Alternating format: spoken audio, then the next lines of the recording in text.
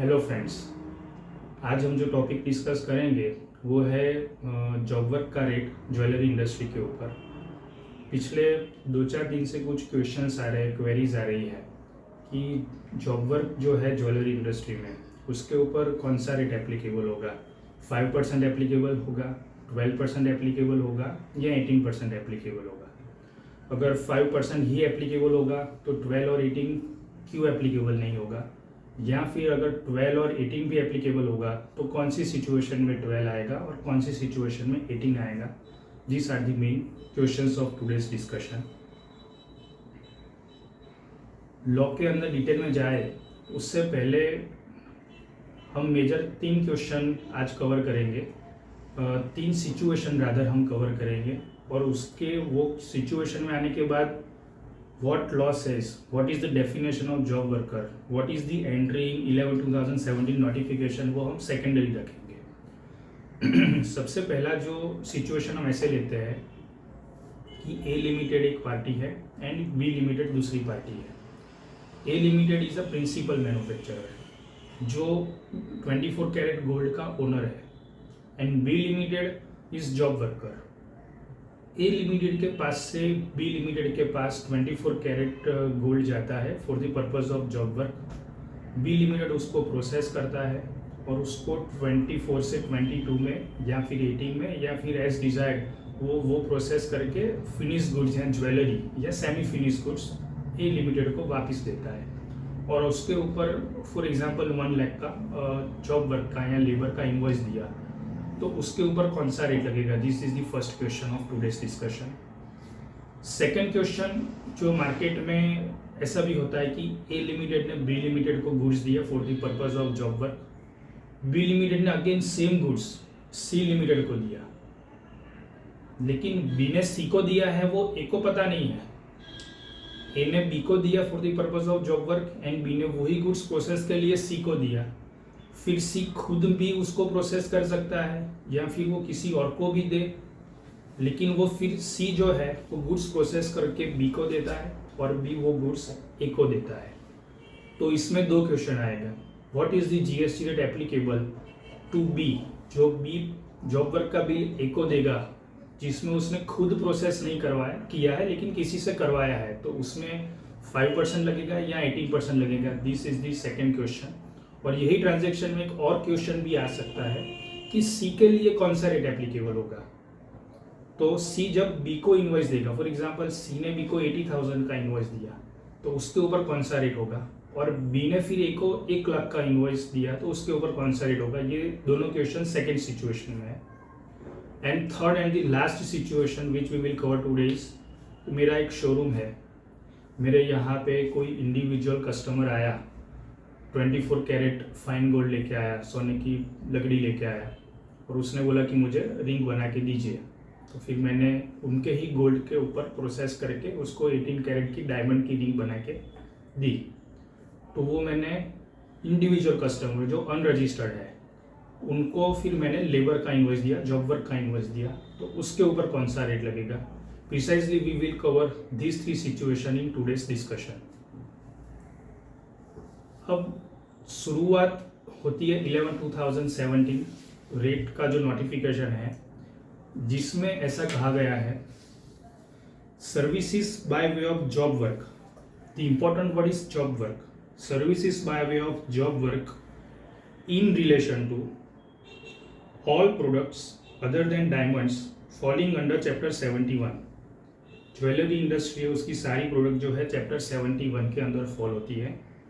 Diamond को exclude किया है कि उसका जॉब वर्क का रेट अलग से दिया हुआ है, लेकिन अदर देन डायमंड जो ज्वेलरी मैन्युफैक्चर होती है गोल्ड की, उस पर गोल्ड है या प्लेटिनम है, मतलब सारी जो प्रीशियस मेटल है वो 71 के अंदर फॉल होती है। और उसका जो रेट दिया है वो 2.5 मतलब 5% जीएसटी रेट एप्लीकेबल रहेगा उसके अंदर। तो वो डाउट नहीं है कि ज्वेलरी के जॉब वर्क के ऊपर 5%, लेकिन क्या सारी प्रोसेस जॉब वर्क गिनी जाएंगी। तो उसके लिए जॉब वर्क की डेफिनेशन दी गई है सेक्शन 2(68) ऑफ CGST 2017 में, जिसमें ऐसा कहा गया है, job work means any treatment और processing undertaken by a person on goods belonging to another registered person। फिर से मैं बोल रहा हूँ, job work means any treatment और processing undertaken by a person on goods belonging to another registered person. मतलब registered person से आपके पास गुड्स आता है और आप उसके ऊपर प्रोसेस करके सेमी फिनिश या फिनिश गुड्स वापस देते हो, तो वो जॉब वर्क की डेफिनेशन में गिना जाएगा। यहाँ तक क्लियर सब? अब हम तीनों एग्जाम्पल को साथ में जाते हैं टर्न बाय टर्न। पहला एग्जाम्पल हमारा था, उसमें था A limited and B limited. A limit बस दो ही पार्टी है। A limited is owner of fine gold 24 carat gold. उसने जॉब वर्क के लिए बी लिमिटेड को दिया। बी लिमिटेड ने खुद उसकी टीम से या उसके मैन पावर से उसको प्रोसेस किया और 22 कैरेट का ज्वेलरी बना के ए लिमिटेड को वापस दिया और 1 लाख का इनवॉइस दिया जॉब वर्क का। उसमें कोई कंफ्यूजन नहीं है, उसमें 5% ही जीएसटी रेट एप्लीकेबल होगा और वो जॉब वर्क की डेफिनेशन में अंदर कवर हो जाएगा, क्योंकि ए लिमिटेड है वो रजिस्टर्ड है और बी लिमिटेड ने ट्रीटमेंट और process undertaken by a person, मतलब ट्रीटमेंट और processing undertaken by B limited on goods belonging to another registered person, मतलब goods belonging to A limited की पोजीशन से गुड बी लिमिटेड के पास आया है और बी लिमिटेड ने प्रोसेस करके ए लिमिटेड को वापस दिया है, तो वो जॉब वर्क की डेफिनेशन के अंदर कवर हो जाता है।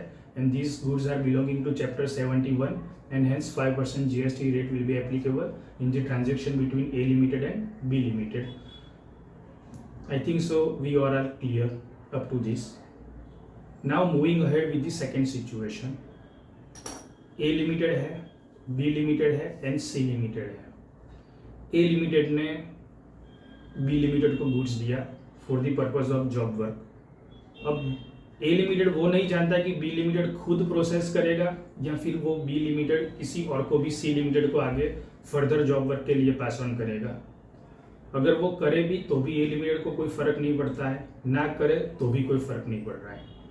ए लिमिटेड की कंडीशन बस इतनी है कि मेरी जो डिज़ाइन है, मेरा जो स्पेसिफिकेशन है, उसके हिसाब से गुड्स बन के मेरे पास वापस आना चाहिए। फिर बी लिमिटेड खुद प्रोसेस करे या किसी और से करवाए, that is irrelevant here.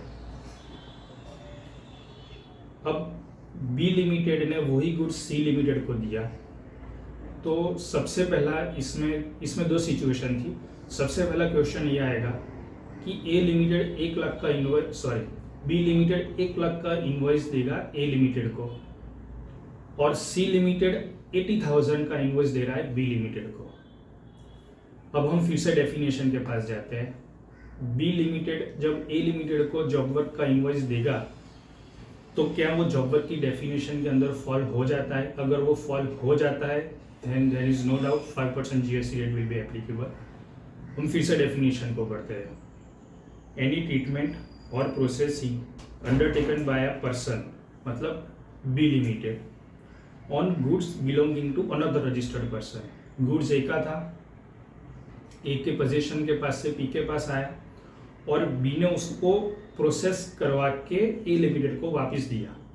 Treatment और प्रोसेसिंग अंडरटेकन बाय, ये प्रोसेस किसने अंडरटेक करवाई? बी ने करवाई। फिर वो बी खुद करे या बी सी से करवाए, दैट इज इररिलेवेंट।